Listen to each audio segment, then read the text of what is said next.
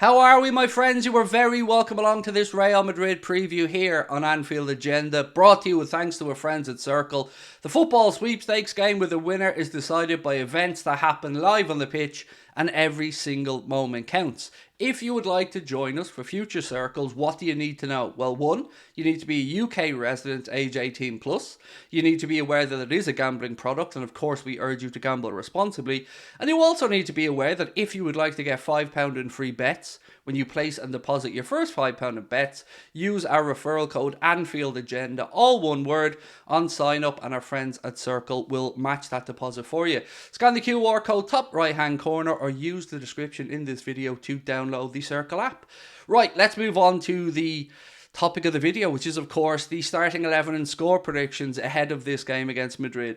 As I mentioned, we are of course 5-2 down. It is a pretty unsurmountable task, but if anybody can do it, and it is a big if, it's our boys. Do I think we'll do it? No. Do I think we'll give it a good go? Absolutely. So with that in mind, let's start going through my predicted 11 and my score predictions. And of course, I want you good people to play along at home. Let me know your thoughts in the comment section, whether you're a Liverpool fan or not.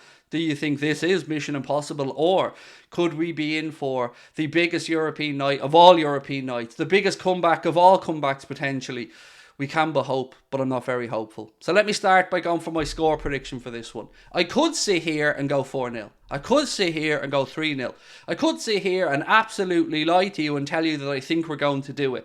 I don't think we're going to do it, but I do think we will give a good account of ourselves. That being said, I'm going for a 2-2 draw in this one, and I feel like we will get an early goal. Perhaps we will maybe even get two, but I do feel like in going in search of that third goal, Real Madrid could open us up and Real Madrid can score. They're a damn good team. We know that. You don't win as much as they've won without having something about you, and this is at their gaff. If it was at Anfield, maybe I'd dream a little bit, but I just cannot see it happening. But that being said, we can lay down a marker. We can go over there and show Europe that we're better than the account we gave of ourselves at Anfield, and I think that's exactly what the lads will do.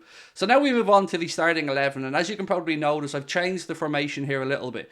I've gone for a 4-2-1-3.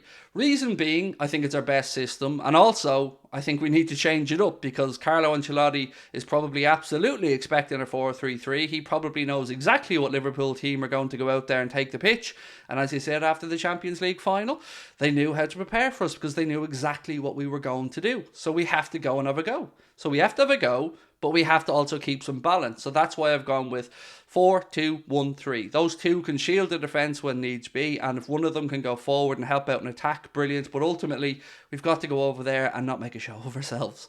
So let's start off with the goalkeeper and the centre-backs. Fairly straightforward. Alisson Becker in goal, Virgil van Dijk and Ibrahima Konate in the centre-back positions. Nobody covered themselves in glory against at the weekend in our last league game away against Bournemouth. Nobody. And these two certainly to me look more shaky than I've seen them in a long time. But I'm hoping that with the increased talent of the opposition, with the eyes of the world on us, and with these two lads being pretty damn good centre-backs, that we put in a better performance. Going into the full-back positions now, again, am I going to drop Trent? Am I going to put Milner at right back?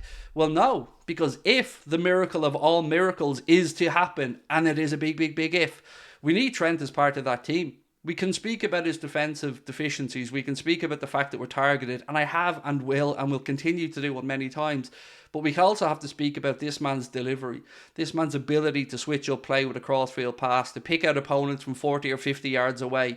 And if we're to try and mount this insurmountable comeback, Trent needs to be part of it, in my opinion. So Trent at right back and Andy Robertson over at left back. Now we move into midfield, and we'll start off with the midfield duo. Fabinho and Jordan Henderson. That's who I would like to see anchoring ahead of the defence, with Jota in the hole behind the attack. Now look, I'm not saying that Jordan Henderson is in better form right now than Stefan Bajcetic. What I am saying is we need experience. We're going away to one of the most difficult places in Europe, to the European champions, and I don't want to put that much responsibility on a young lad's shoulders, let alone what may happen if we don't get this performance right. So I want to go with tried and tested Fabinho and Jordan Henderson. Fabinho has been bit by bit getting back to his best. Don't know if we'll ever see his true best again. And I'm not going to sit here and say that Jordan Henderson hasn't tailed off. He has. But we need that drive. We need somebody to push us on. We need somebody to be vocal. We need leaders out there on the pitch. And I'd go with the the tried and trusted in this one. I have to say, if Thiago was there, I'd have put him in. But what we have available, Fabinho, Henderson and Jota are what I would like to see. Obviously, the thought process with Diogo Jota is this.